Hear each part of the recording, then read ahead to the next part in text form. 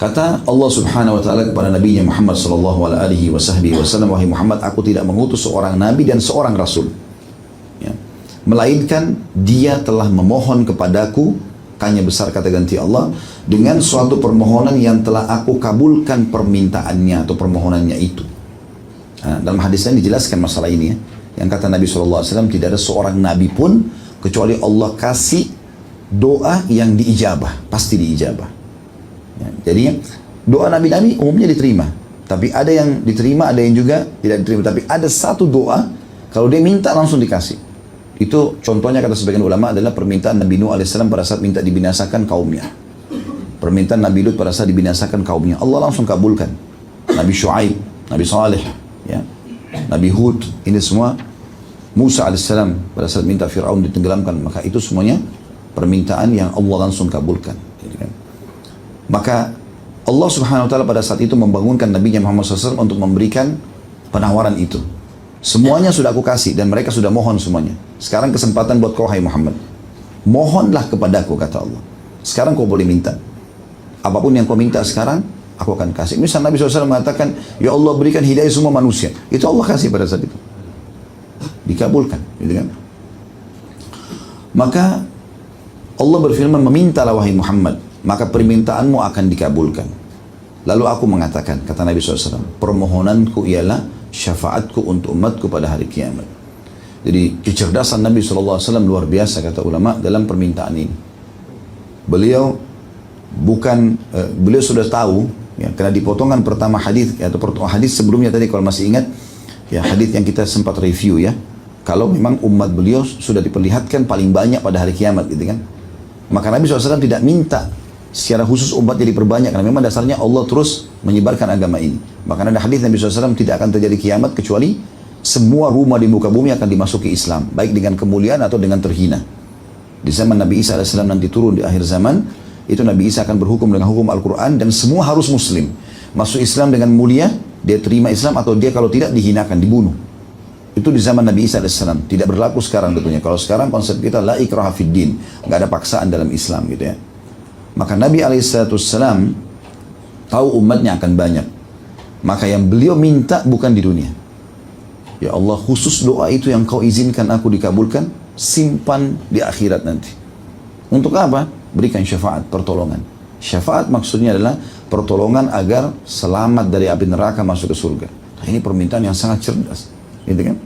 Bagaimana nanti kalau ada umatku masuk neraka, keluar masuk surga, ya Allah. Dan ini dikuatkan dengan banyak hadis.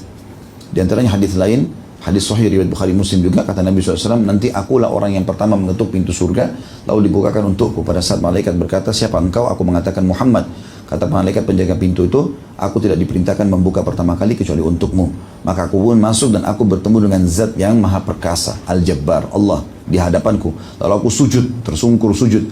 Lalu Allah SWT mengatakan, hai Muhammad, angkatlah kepalamu, mintalah syafaat, maka aku akan diberikan. Karena ini permintaan Nabi SAW.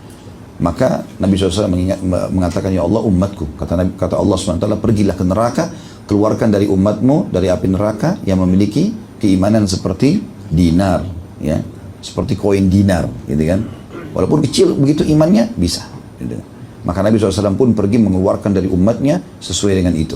Setelah itu kembali, Allah masih mengatakan, pergilah kembali ke neraka, keluarkan dari umatmu yang dalam hatinya seperti setengah dinar itu. Jadi lebih sedikit lagi, Nabi SAW keluarkan. Setelah itu Nabi SAW kembali, Allah masih mengatakan lagi, pergilah Muhammad dan keluarkan dari umatmu yang memiliki keimanan seperti biji sawi, seperti debu kecilnya. Ya, biji sawi itu kan kecil sekali, ya, seperti pasir atau debu, gitu. Maka Nabi SAW mengeluarkan pada saat itu. Itu pun kata Nabi SAW, Allah masih berfirman, tertinggal syafaatku. Lalu Allah menggenggam dari neraka satu genggaman yang mengeluarkan banyak makhluk, kemudian memasukkan mereka ke dalam surga. Ya, dalam riwayatnya dikatakan, di depan surga Allah siapkan nahrul hayat, sungai kehidupan. Semua umatku yang dikeluarkan, ya, atau semua manusia yang beriman dikeluarkan dari neraka, akan dimasukkan ke dalam sungai tersebut.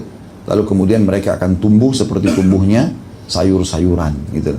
Jadi mereka keluar dan mereka, tidakkah kalian lihat yang kena cahaya berwarna kuning, ya, dan tidak terkena cahaya berwarna hijau, seperti itulah mereka tumbuh, gitu kan, masih lemas, ya, seperti itulah.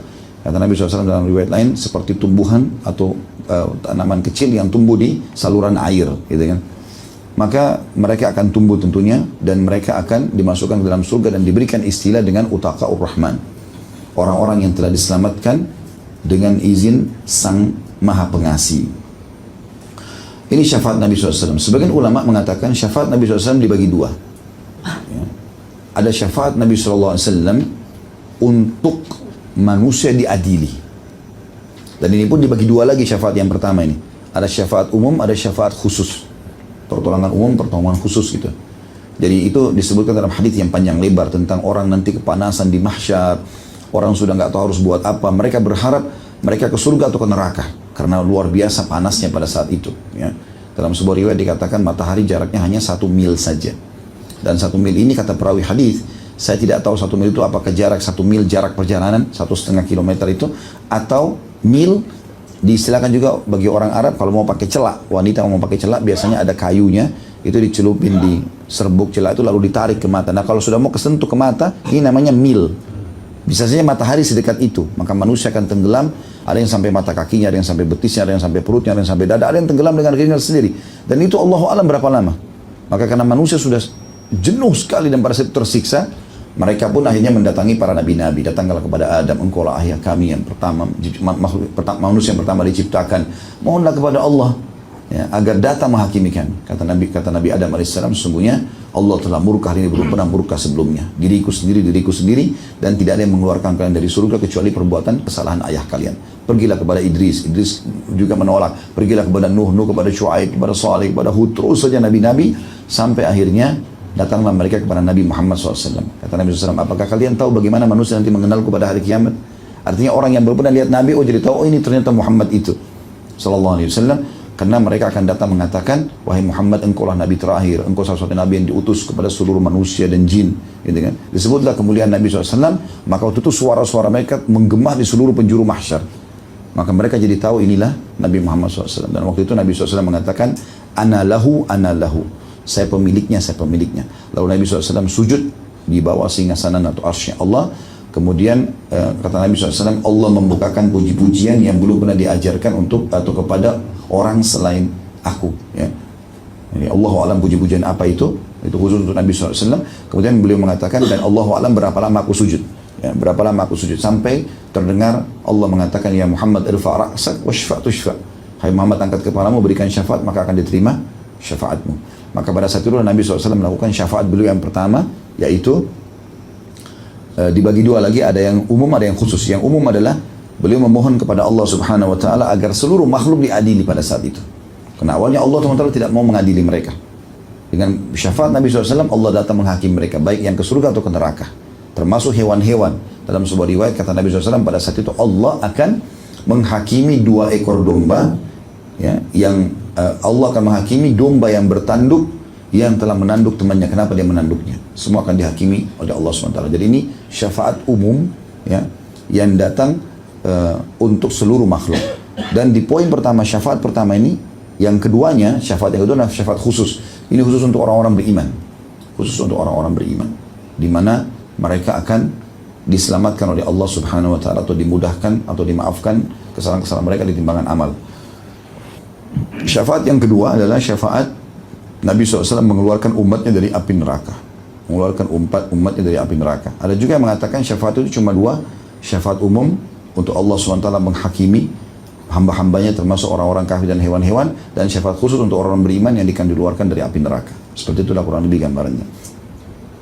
Dan itu makna syafaat. Jadi Nabi SAW meminta, yang pada saat Allah mengatakan, mintalah hai Muhammad, maka permintaanmu akan dikabulkan. Maka aku mengatakan permohonanku ialah syafaat untuk umatku pada hari kiamat. Abu Bakar sempat bertanya untuk memastikan, walaupun Abu Bakar radhiyallahu anhu sudah memahami makna syafaat dalam bahasa Arab, pertolongan. Tapi untuk lebih jelas lagi, wahai Rasulullah, apa syafaat yang Anda maksudkan? Pertolongan apa nih? Ya. Maka Nabi SAW mengatakan, aku mengatakan, wahai Rabbku, syafaatku yang aku simpan di sisimu. Maksudnya untuk di akhirat. Bukan di dunia pertolongan itu, tapi di akhirat. Rabb yang maha suci dan maha pemurah lalu menjawab, yang maha suci dan maha pemurah menjawab, ya. Maksudnya iya aku kabulkan, kau bisa nanti yang terkabulkan itu di akhirat. Kemudian Rabbku akan mengeluarkan sisa-sisa umatku dari neraka. Ya. Tentu teman-teman, ada hadis yang lain menguatkan masalah ini, ya. Saya baca dulu sampai akhir hadis, lalu memasukkan mereka ke dalam surga.